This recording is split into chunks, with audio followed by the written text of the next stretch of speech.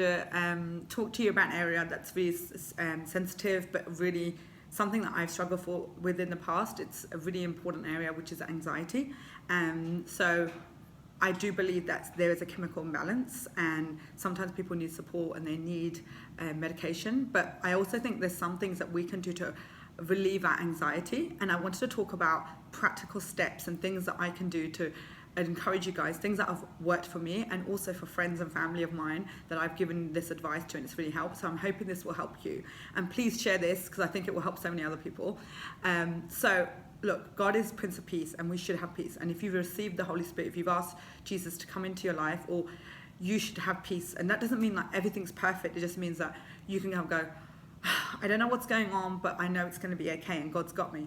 And what happens is we have all this stuff that's thrown at us, and we get overwhelmed, and we start getting chest tightness is a reaction of anxiety. You feel your heart beating fast. You feel like your hands tense up. You feel tingling. You feel like a headache. You feel like you want to shut down. And that's the way of your body coping for anxiety and stress.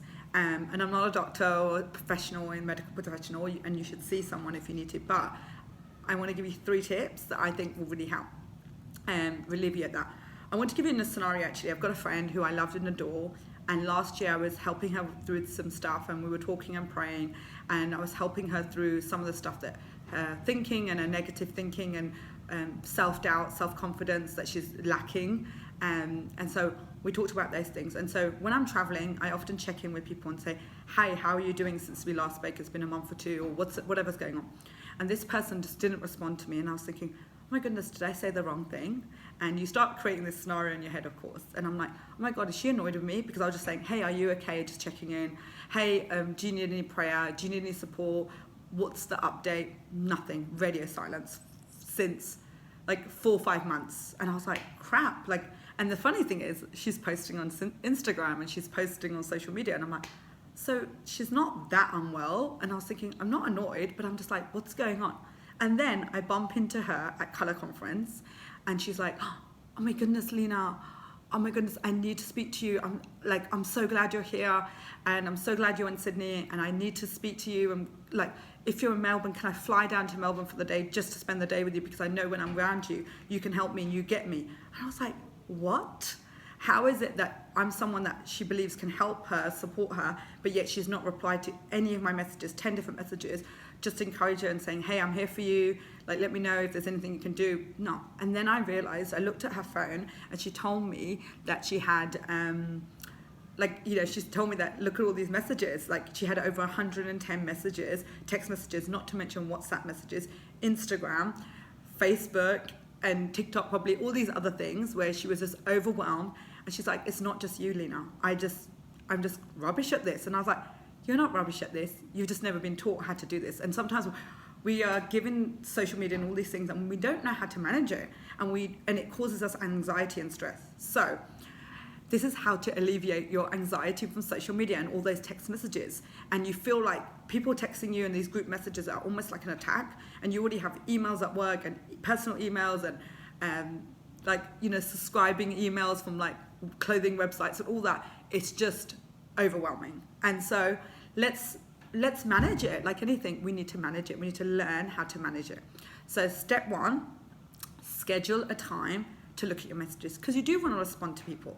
You do want to return calls and messages, but if you don't schedule it, it's not going to happen. And any great coach or business entrepreneur, like meetings, you schedule them. And I remember even at emails, I would check them in the morning and then at the night, and then during the day, just do my thing. So maybe this is one of the things I do. Before I go to bed, I will check my messages and just see who's urgent, who do I need to reply to and who I don't need to, and schedule, but I have scheduled time. Or I think, tomorrow I'm going to be on a bus ride. It's going to take me 45 minutes or half an hour in the traffic to get somewhere.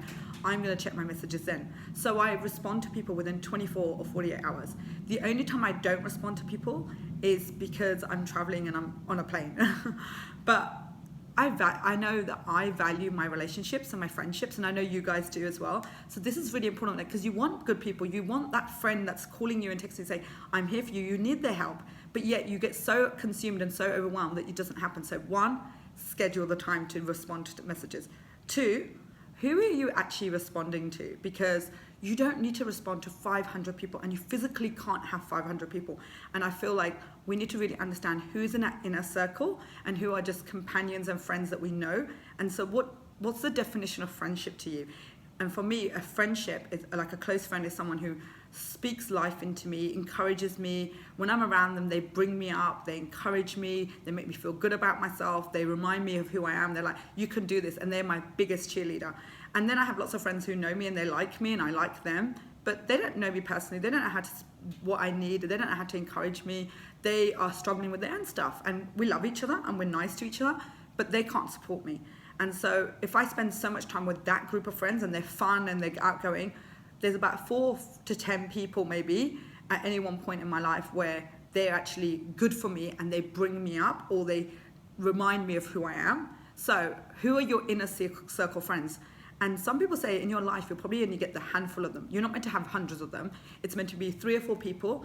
And I keep those people close to me and I make sure I touch base with them on a regular basis. So those are the people that I speak to all the time. Or if it's someone that I know I need to help, I know that there's a friend who's really in a crisis. So she'll someone I will respond to straight away. Step number 3, finally, which is really important, it's okay to say no. It's really okay, and no is really powerful. It's really beautiful, because when you say no to one friend, it means that you're saying yes to what's really important. But if you say yes to everything and you respond to everyone, you get overwhelmed. So it's no good to no one. So can I encourage you, please decide your no from your yes, and decide and cut and paste. Like, I'll put it in the comments below, but like, I send a message saying, hey, really sorry, I've got a lot going on right now. I can't get back to you. I'll be in touch soon.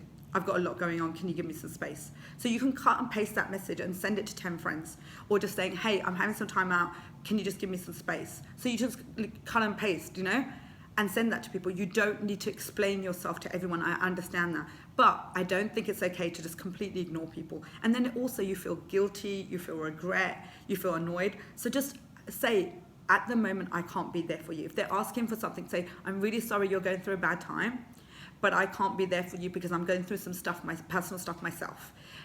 I will get in touch with you, but right now it's probably not a good time. Simple and beautiful. And say, I value your friendship. I love you. I care for you, but I'm not going to be able to help you right now. Sorry, I'm not very good with messages. I'm not going to respond straight away. So they know that you're not ignoring them. You're not being mean. You're just going through some stuff.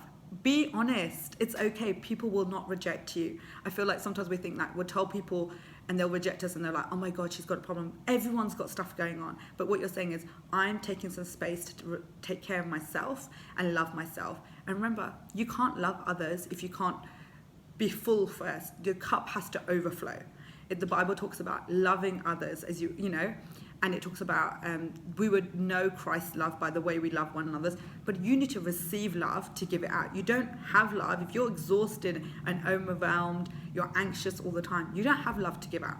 So please, these simple steps, please use them. Please, do it. And I promise you it will work. And please give me feedback if you feel like they worked, if you want to send this video on, please, and message me. I am happy to take personal messages. I get hundreds of messages around the world, I wake up sometimes, but I'm not overwhelmed because I've learned how to manage it. It is possible. So I want you to know it is possible to do it.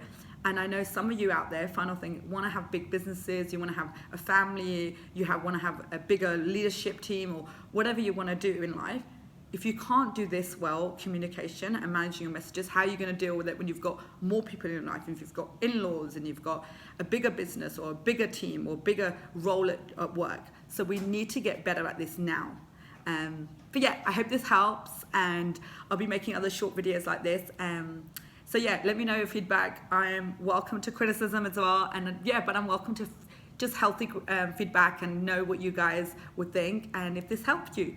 Thanks guys. Bye.